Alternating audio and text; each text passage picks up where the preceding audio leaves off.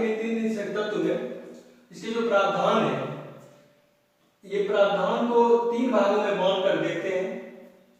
संविधान में इस प्रकार के राज्य के नीति निषेध तत्व को बांटा हुआ नहीं गया है, लेकिन अपना इसे दशा और दिशा के आधार पर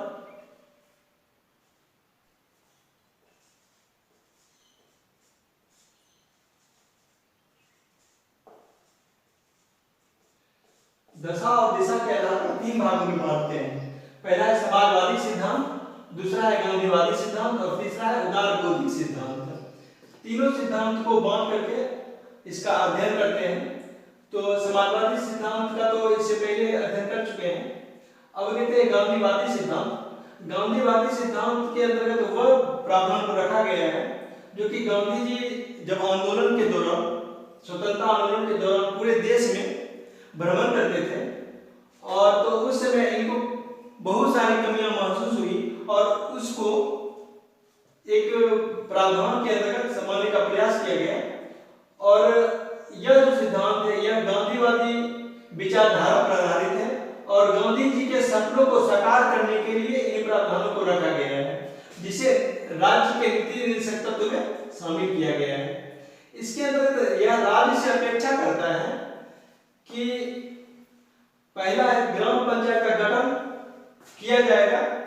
अब ये देख लीजिए कि गांधी जी का जो सिद्धांत है वह यूनिक आइडिया पर आधारित है और वह वास्तविक धरातल से जुड़ा हुआ है, और ये वास्तविक भारत को समझ रहे थे और ग्रामीण भारत में गए हुए थे, ग्रामीण क्षेत्रों में गए थे, और इन्हें जो लगा कि ऐसा होना चाहिए उसको एक आउटलाइन के अंतर्गत लेकर आए थे। और यदि गांधीवादी सिद्धांत से भारत चला होता शुरुआत से, तो आज भारत कहीं और होता और विकसित देशों के कतार में खड़ा होता।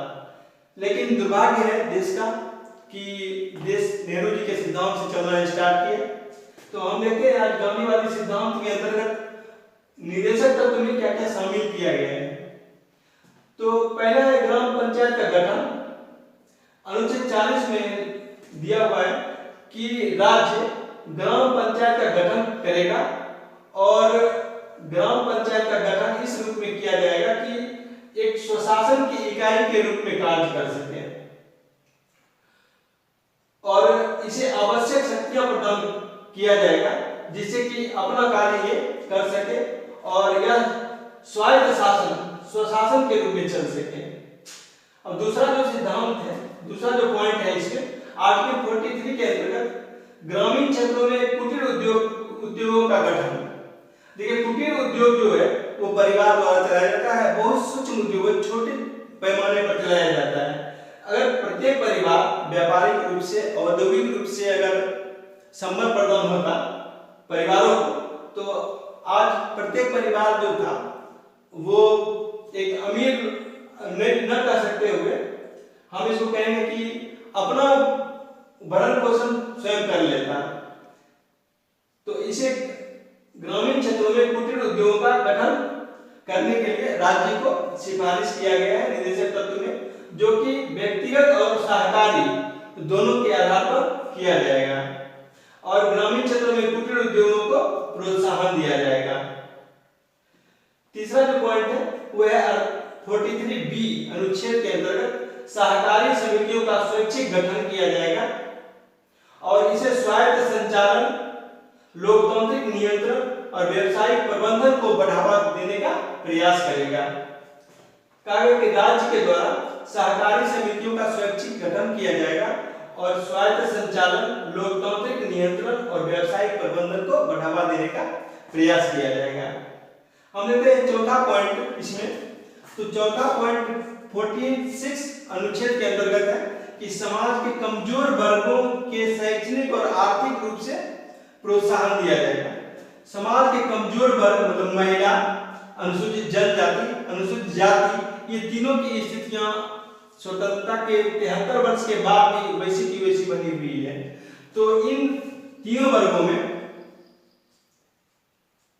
अनुसूचित जाति, अनुसूचित जनजाति और महिला,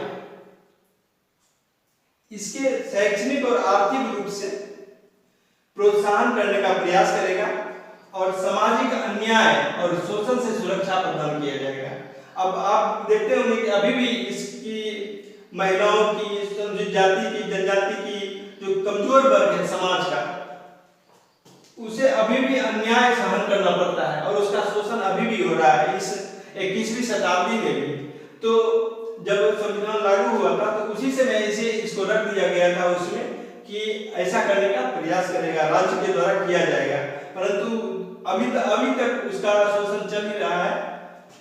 और दूसरा पॉइंट है इसमें कि सामाजिक अन्याय और शोषण से सुरक्षा प्रदान करना और उसे शिक्षा और आर्थिक रूप से संपन्न बनाना।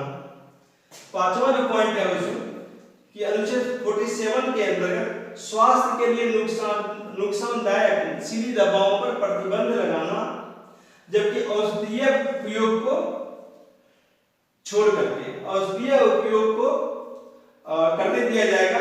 नशीली दवाओं का उपयोग इसमें किया जा सकता है, परंतु जो नुकसानदायक नशीली दवाएं हैं उसे स्वास्थ्य के लिए जो नुकसानदायक है उस पर प्रतिबंध लगाया जाएगा। और बिहार सरकार ने इस पर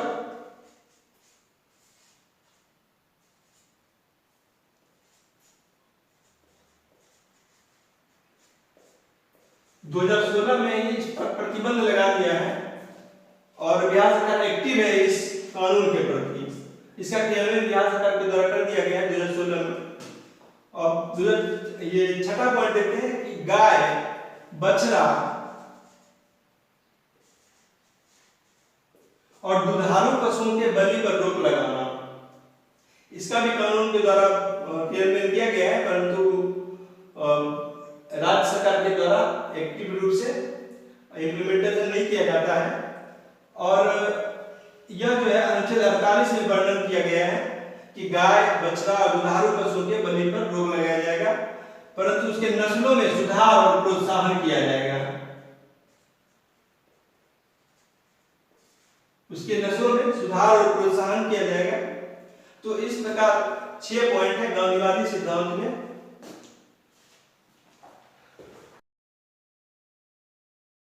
आइए देखते हैं उदार बौद्धिक सिद्धांत। उदार बौद्धिक सिद्धांत जो है ये उदारवादी विचारधारा पर आधारित है और उदारवादी विचारधारा में थोड़ा सा लिबरल हो जाता है और जो नियम की कठोरता होती है उसको कम किया जाता है। इसके अंतर्गत 7 पॉइंट है। 7 पॉइंट देखते हैं कि उदारवादी विचारधारा में कौन कौन सा 7 पॉइंट है। तो पहला है आर्टिकल 44 के अंतर्गत भारत के सभी राज्य क्षेत्र में नागरिकों के लिए एक समान सिविल संहिता का निर्माण करना, ये बहुत इंपॉर्टेंट है। और ये एक समान सिविल संहिता का निर्माण करना ये सभी लोग जो भारत के लोग हैं सभी लोगों के लिए एक कानून के द्वारा प्रशासित होना चाहिए, परंतु अपने भारत में नहीं है ऐसा, क्योंकि यहाँ सभी धर्म के लोग अलग अलग हैं, सबकी संस्कृति अलग है। तो इसके कारण से यहाँ पर एक कानून के द्वारा प्रशासित नहीं किया गया है। और जब एक समान सिविल संहिता का निर्माण करने का बाद संसद में आता है, प्रस्ताव लाया जाता है, तो बहुत सारा बवंडर खड़ा होता है, जिसके कारण फिर से ठंडावस्था में डाल दिया जाता है।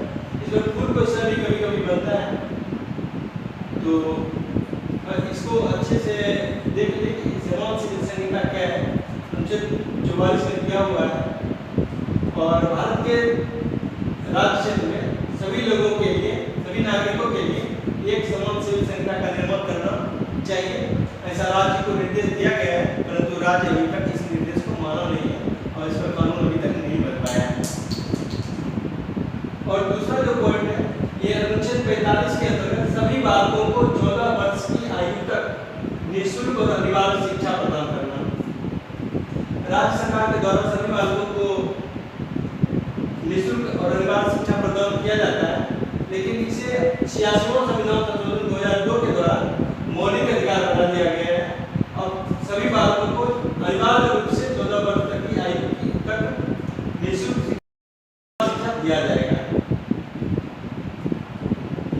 तो तीसरा जो पॉइंट है अनुच्छेद 48, इसमें कृषि और पशुपालन, जो भारत कृषि प्रधान देश है और इसके लिए कृषि और पशुपालन दो ऐसी चीजें हैं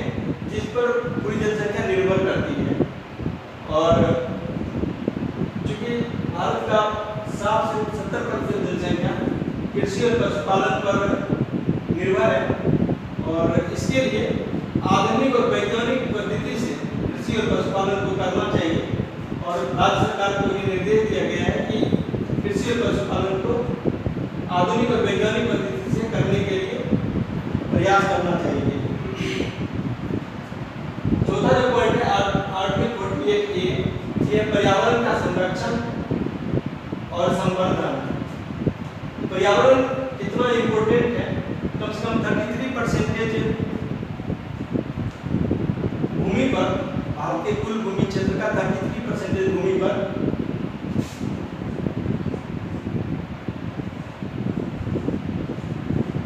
वन आवरण होना चाहिए, जबकि भारत में कितना है 21 से 23% पर वन पाया जाता है। अभी कोरोना पीरियड में आप देख सकते हैं कि बहुत सारे व्यक्ति को ऑक्सीजन लेवल नीचे चला गया। इसके लिए पर्यावरण ये महत्वपूर्ण है और वनावरण को मिटाया जा रहा है, वन को काटा जा रहा है,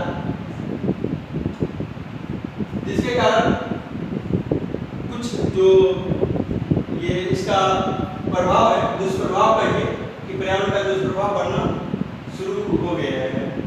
तो पर्यावरण का संरक्षण बहुत जरूरी है और राज्य सरकार को इस पर कानून बनाना चाहिए और कानून बनाया भी है, लेकिन यह प्रभावी नहीं है। उसके वन और वन्य जीवों की रक्षा करना राज्य सरकार का कर्तव्य है, जबकि वन को काटा जा रहा है फैक्ट्री के लिए, रिहायशी क्षेत्र के लिए, आवास के लिए और वन्य जीवों का शिकार किया जा रहा है। तो राज्य सरकार को इस पर एक्टिव होकर सक्रिय होकर काम करने की आवश्यकता है। पांचवा जो पॉइंट है 49 ये है राष्ट्रीय महत्व के कलात्मक एवं ऐतिहासिक स्मारकों, स्थान, जगह और वस्तु का संरक्षण करना। जो अपना धरोहर है, जो पहले से राष्ट्रीय महत्व का कलात्मक और ऐतिहासिक स्मारक है, भारतीय धरोहर जो, उसको संरक्षण और संवर्धन करना बहुत आवश्यक है। ये अनुच्छेद 49 में दिया गया है। अनुच्छेद 50 में वर्णन किया गया है कि राज्य की लोक सेवाओं में न्यायपालिका और कार्यपालिका से अलग करना, न्यायपालिका का कार्यपालिका से अलग करना। तो पहले जब स्वतंत्रता से पहले क्या था कि आईसीएस अधिकारी होता था और ये न्यायपालिका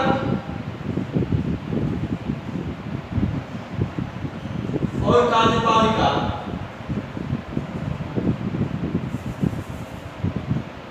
न्यायपालिका और कार्यपालिका दोनों का कार्य देखता था। लेकिन 1947 के बाद जो जिला के अधिकारी हैं, जिला मजिस्ट्रेट, उन्हें न्यायपालिका से के कार्य से मुक्त कर दिया गया है। अब न्यायपालिका के लिए एक अलग स्तर है, एक ढांचा बनाया गया है।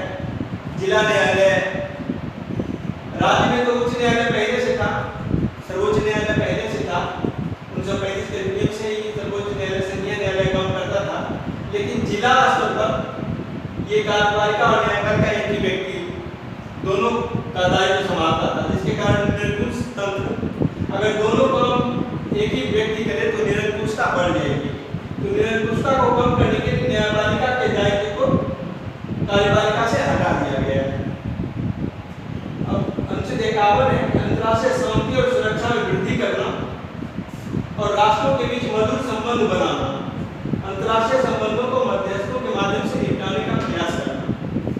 तो अंतर्राष्ट्रीय शांति और सुरक्षा में वृद्धि करना, भारत पहले से ही वसुधैव कुटुंबकम की अवधारणा को मानता है और अंतर्राष्ट्रीय शांति में हमेशा योगदान देता है।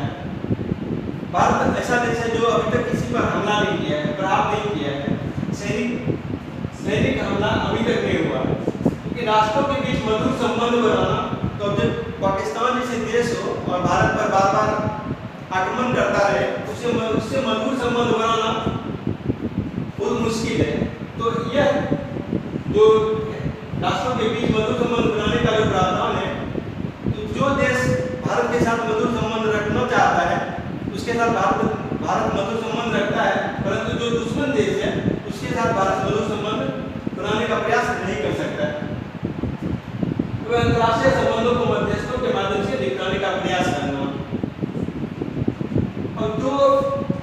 नया सिद्धांत है निर्देशक तत्व। इसमें पहला तो 66वां संशोधन 2002 के द्वारा अनुच्छेद 45 में जो दिया गया था कि 14 वर्ष की आयु के बालकों को निःशुल्क निदान शिक्षा प्रदान करना, तो इसे मौलिक अधिकार बना दिया गया है 66वां संशोधन 2002 के द्वारा। और दूसरा है 97वां संविधान संशोधन 2011। इसके द्वारा सहकारी समिति का स्वैच्छिक गठन, लोकतांत्रिक नियंत्रण और व्यावसायिक प्रबंधन करने का प्रयास राज्य के द्वारा किया जाएगा। ऐसा ये दो नया सिद्धांत है। तो इस प्रकार इसे आप अध्ययन कीजिए और यदि प्रावधान पूछता है तो इस तरह से आप